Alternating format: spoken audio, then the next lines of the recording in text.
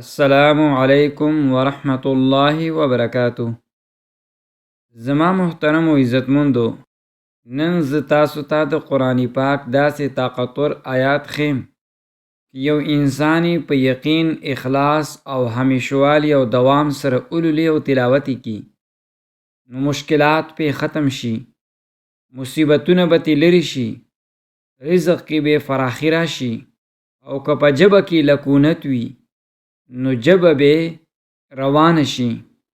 د هر قسمه مشکلاتو دپاره، د پریشانیانو د لرې کولو دپاره، او د رزق د زیاتولو دپاره، او د زبان د صفا کېدلو دپاره دا یوازې یو آیات دی، خو تاثیر ډېر حیرانه کوونکی دی. زما محترم و عزتمندو، قرآن کریم کې الله جل جلاله د انبیاء کرامو ذکر کړی دی، او تقریباً 6 انبیا داسې دي چې په قرآن کې نومونه راغلي دي او ذکر شوي دي. خو د ټولو نه مهم خبره دا ده، الله جل جلاله یوازې نومونه نه دي اخیستي، بلکې د هغې صفات او خواص هم بیان کړي دي. دا د دې دپاره چې دغه صفات په مسلمان کې راشي، د هغې نه کوم تکلیفونه الله جل جلاله لر کړي، دغه تکالیف او مصیبتونه دغه مؤمنانو نه هم لر کړي، په هغې کومې خوشحالۍ راغلی وي، دغه خوشحالۍ دوی ته هم نصیب شي. دا ولې؟ تر څو موږ هغوی نه دا کار نه وي زده کړی.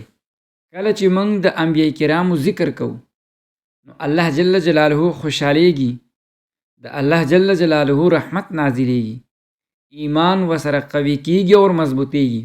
لکه څنګه چې په دنیا کې تاسو ته د چا د اولاد تعریف وکړی شي نو هغه څومره خوشحالیږي. سوچ وکړئ، د الله جل جلاله د خوښ بندگانو ذکر به الله ته څومره خوښ وي. زما محترم و عزتمندو، دا آیات د سورې انبیا 85 آیات دی. و اسماعیل و ادریس و ذل کفل کل من الصابرین. الله جل جلاله فرمایلی دی حضرت اسماعیل علیہ السلام، حضرت ادریس علیہ السلام او حضرت ذوالکفل علیہ السلام دا ټول زما صابرین بندگانو. او بیا یې رستو فرمایلی دی وادخلناهم فی رحمتنا انهم من الصالحین. منګه هغوی خپل رحمت کې داخل کړل، هغوی زمونږه نیک بندگانو. زما محترم و عزتمندو، صبر څه شی دی؟ بدو خبرو ته جواب نه ورکول، په مشکل کې شکایت نه کول، یوازې الله جل جلاله ته رجوع کول. که دغه بدې خبرې په کور کې وي، که دا په گاونډ کې وي، که دا هم چرته وي دغه انسان سره، که مشکلات مالی وي، او که دغه رنګې د اولاد وي، یا نورې څه قسمه پریشانیانې وي، صرف یو الله جل جلاله په دغه موقع باندې یاد کو. الله فرمایلی دی صابرینو ته به زه بې حسابه اجر ورکوم. منځ حساب لري، روژه حساب لري، زکات حساب لري، حج حساب لري، هر یو نیک عمل حساب لري، خو صبر حساب نه لري. صبر کوونکي ته الله جل جلاله بې حسابه اجر ورکوي. که تاسو ته څوک بد ووایي، تاسو پې صبر وکړئ.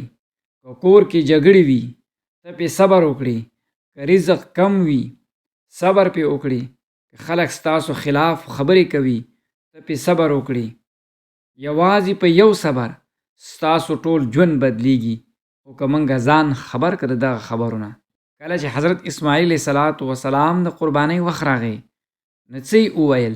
ای پلاره، هغه وکړه چې الله درته حکم کړی دی. او بیا یې وفرمایل انشاءالله ته به ما د صابرینو نه بیا مومي. دا دی حقیقي ایمان. حضرت ادریس علیه السلام اولنی انسان چې لیکلي شروع کړل، خلکو ته علم ورښودو، دین خور کو. نو که تاسو تعلیم کوئ، سبق وایئ، تبلیغ کوئ، ټیچر یئ یا لیکچر ورکوئ، نو تاسو د ادریس علیه السلام په لاره باندې روان یئ، ځکه هغه هم تعلیم خورو. حضرت ذوالکفل علیه السلام ډیر صابر انسانو، د الله نیک بندو، د بني اسرائیلو د انبیاونو. الله جل جلاله استعینه کړې ده او تعریف یې کړی دی، او دا ډیر لوی اعزاز دی. دا آیات یوازې الفاظ نه دي، دا د 3 عظیمو انبیاو صفات لري. کله چې تاسو دا ولولئ او تلاوت یې کوئ، صبر به ستاسو ژوند بدل کړي، صبر به ستاسو ژوند ته راشي، رحمت په در باندې نازل شي، مشکلات او تکلیفونه او مصیبتونه به ختم شي. دا آیات د مشکلاتو دپاره ولوستلی شي نو هر ورځ 100 ځلې ویل پکار دي او بیا دعا وکړئ. او که د رزق دپاره وي نو 15 ورځې مسلسل 111 ځلې دا تلاوت کړئ.